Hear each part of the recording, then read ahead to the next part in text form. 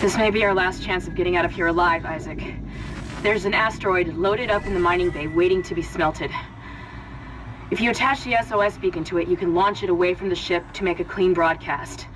The beacon's on the maintenance subdeck. You can launch the asteroid from the control room.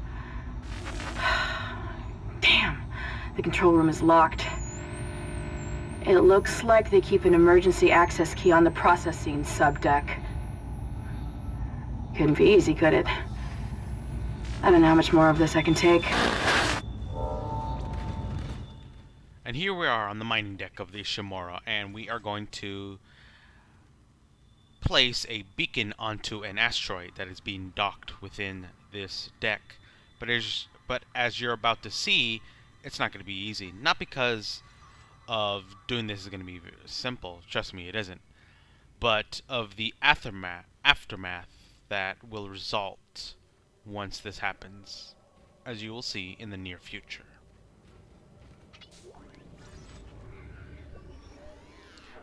Here is the map of the mining deck, and there are two objectives so far. The first one is to get the mining access key, and the second is to get the SOS beacon. Normally I actually get the SOS beacon first in most playthroughs, and even though it's much further down from where we're at, but it's actually much streamlined and much more straightforward to get, and just overall easier, and that's why I usually prefer it first.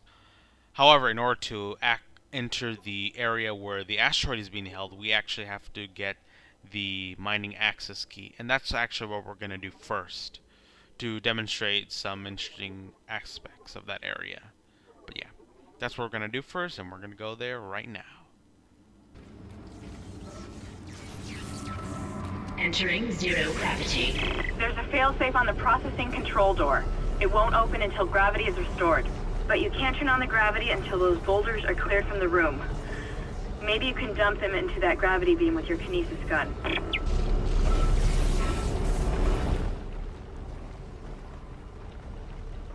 Anytime you enter a big room or area in this game, you are bound to fight a whole bunch of enemies, and as you're going to see in a couple of seconds, I'll actually be fighting some leapers in a moment.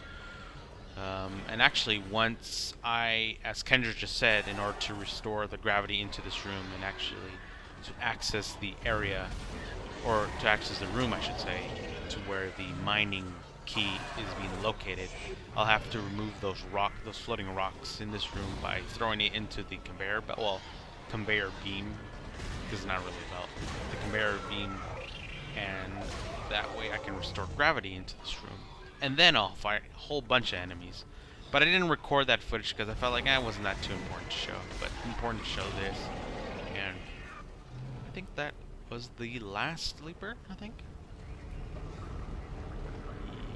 Yeah. Yeah, sure. Now, I'm going to restore, or attempt, as you're going to see right now. I'm going to get one of the rocks. But also there are some boxes floating around which are nice to get for supplies or money, as you will.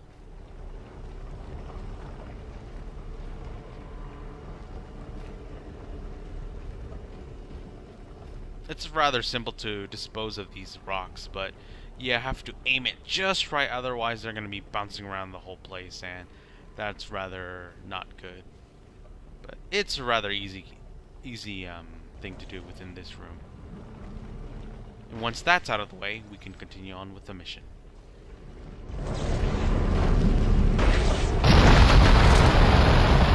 Alchemy destroyed.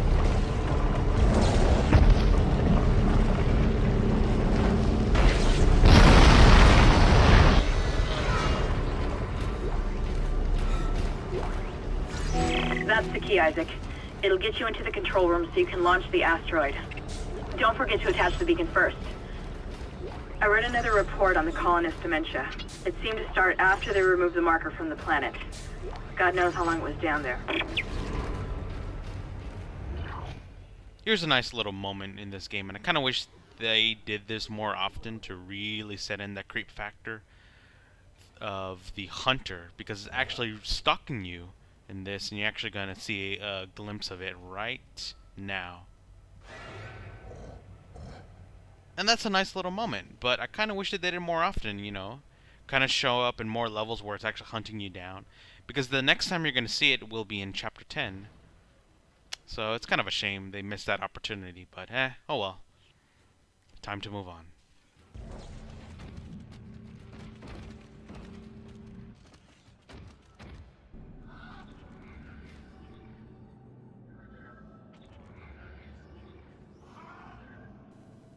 Now that we have the mining access key, we are going to get the SOS beacon, which is all the way across this hall. In order to do that, we have to cross it on this platform.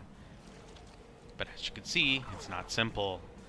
So in order to, well, what I usually do in this area is I always try to stay active and very always on the move, because if you are a sitting duck, these things will pick away at your health really quickly, so be careful.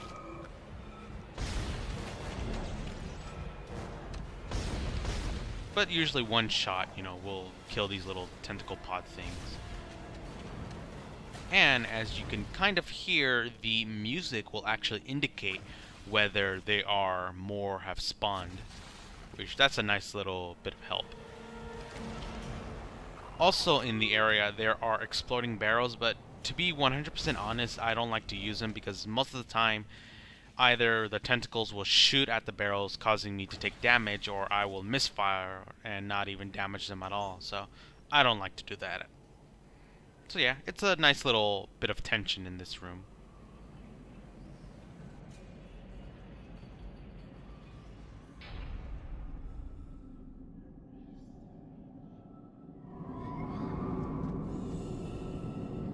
Isaac? Is that really you? It feels like it's been so long. But I can help you now. Come with me.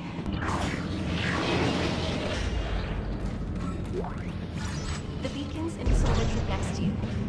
I think I could disable the lock from here. Hold on.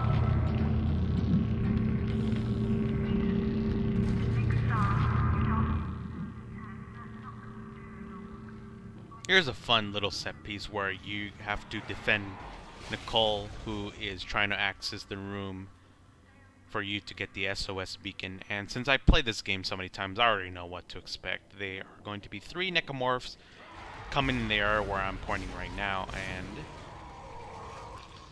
there will be, I think, 2 that are going to try to leap over that railing where I'm pointing at. So if I'm quick enough, one shot will just knock them over into the abyss down below. But also, there's a lurker that comes out through one of the vents, which I have to be very careful. See? Just one shot and it'll go down pretty easy. And also, it gets a little bit intense because 2 will spawn. 2 of the slashers will spawn in that area, and if I don't do it quick enough, Nicole can actually die. But trust me, since I already know what to do, it's no problem. But I remember the first time I played this, I failed miserably because I kind of panicked and didn't know what to do. And Nicole ended up dying, which kind of weird because, as you're gonna see later on in the game, well, I'd rather not saying much, but let's just say this part's kind of weird. And just like that, I've completed this little section. And what I like to do afterwards, I like to drag these bodies out, move them out of the way, because sometimes they sometimes the slashers, they drop ammunition and money, and I like to collect them.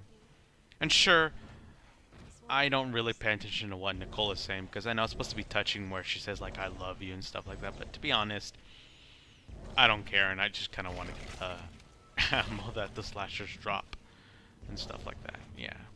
And also, I just like moving the bodies for fun. And that is the end of this little section.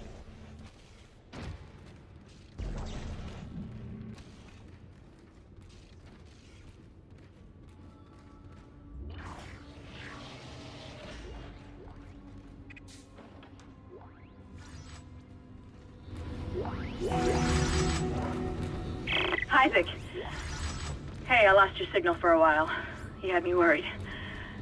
I see you've got the beacon, so head for the mining bay and attach it to the asteroid.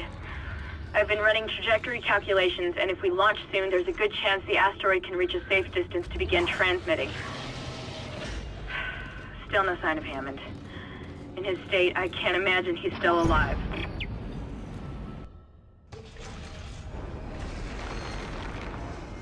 Now that we have the beacon in hand, we are going to place it on the asteroid itself. And since we already got the key, now we're actually at the asteroid, so yeah.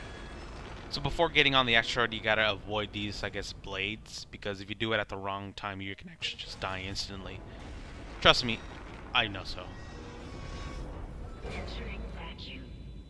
So now that we have it, we can place it just like there. But you also have to be mindful because there's lurkers around and you're also running out of oxygen. But it's not over yet. We actually have to detether it from where it's at, which already destroyed the 2 tethers inside the Ishimura, and I gotta do the ones outside. Or you just gotta slow down and shoot those little electrical things inside of it.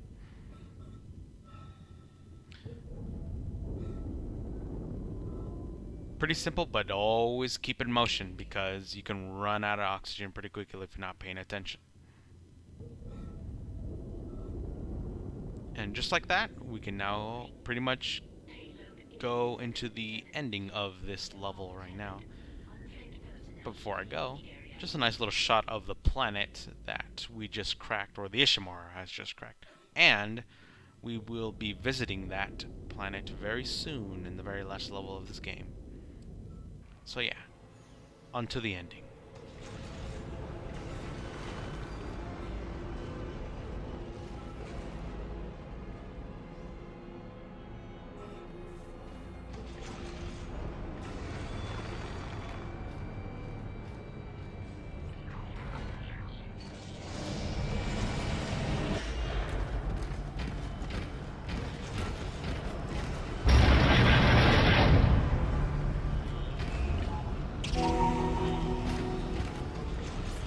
Payload 8772 launched. Beacon's on its way. All functions normal and broadcasting wideband. Now we just have to hope somebody's listening. Anomaly detected. I'll position the array receiver. Quarantine activated. I thought I saw my brother again. He waved to me, like nothing was wrong. Okay. I should be able to leave this channel open. What? The comms array receiver isn't responding. Isaac, can you get back to the bridge? We need that array online or we can't receive signals from anyone responding to the beacon.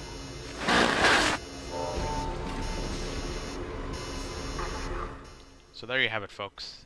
The end of this chapter, and the last thing you gotta do is pretty much survive this area where you're locked into this room and you gotta kill all these slashers. So it's a nice little chapter, and unfortunately I do not have footage of me getting into the tram like I usually do.